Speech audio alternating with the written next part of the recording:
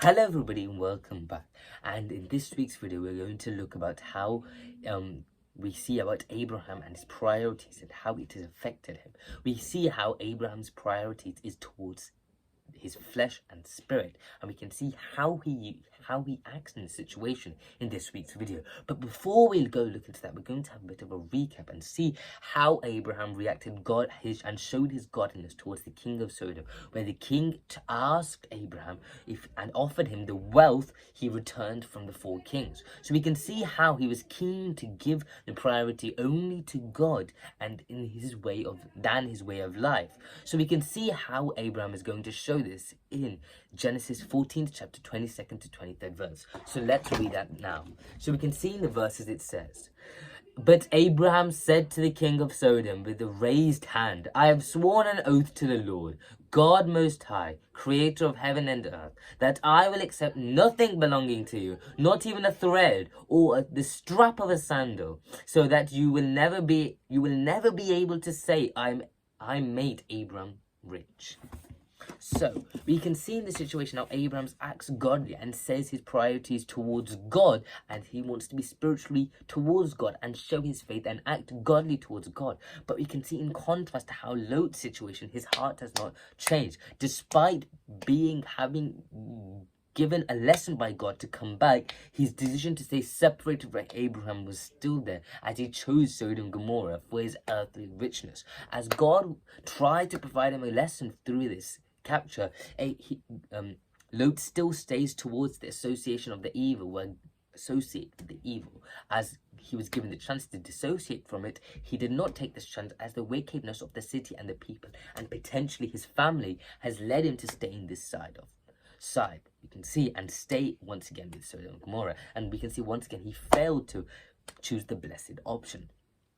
Though we can see Abraham, on the other hand, was content with living in the plains of Mamre, which ran upon the hills. Although it was not fertile and not the best situation for it when it comes to living places or to shepherd animals, we can see Abraham was content with the life he was given and did not content with what he was given, as he did not prioritize his life towards the earthliness, but rather spiritually towards God. However, though, this place was easy to utilize as the more fruitful area of Sodom, we can see, and it was quite adequate for Abraham's needs, we can see, and he lived apart from the wickedness of others. So we can see in this situation, and he was blessed and prospered abundantly.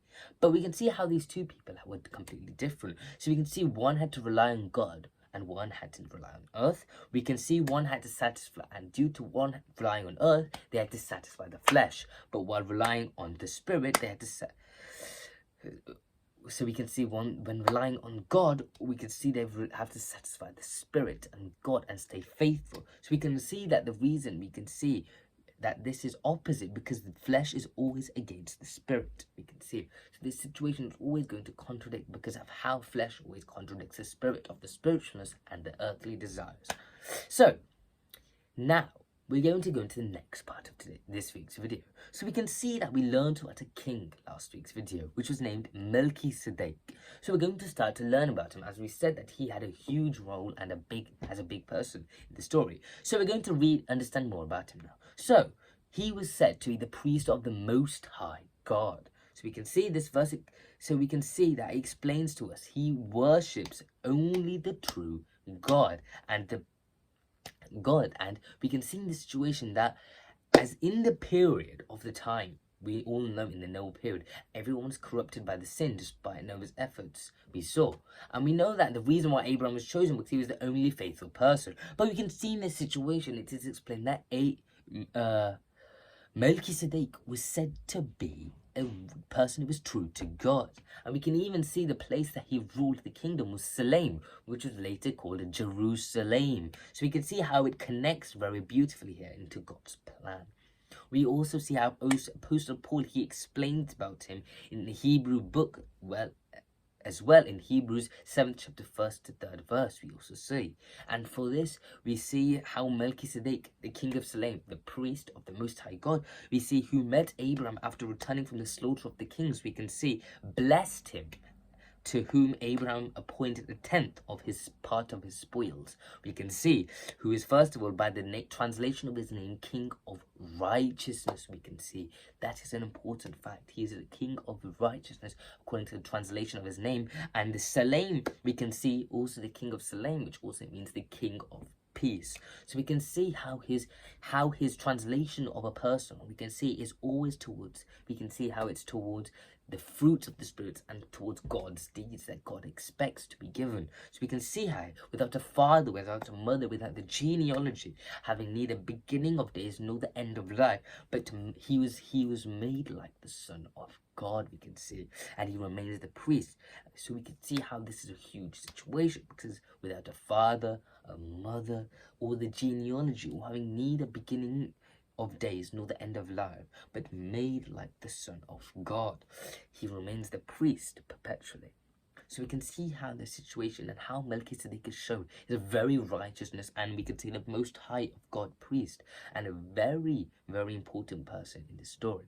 So we're going to learn more about Melchizedek in next week's video. So I hope everyone understood about how we saw how Abraham showed his priorities towards the Spirit and how he was blessed abundantly. And then we see how Lot in the situation chose his flesh towards his earthly flesh in this situation. And we can see how he still chose chose Sodom and Gomorrah despite being given the lesson. So we could see how this outcome ends out in coming videos. And we see this week how we saw about Melchizedek as a person. Melchizedek as a person, we see he's said to be the priest of the Most High God. He is said to be a person of the only, to worship the true God. In the same situation, his kingdom was called Salem, later called Jerusalem. We saw how his translation of his name was King of Righteousness, and the King of Salem also meant King of Peace. So that is all for today. See you next time. Bye.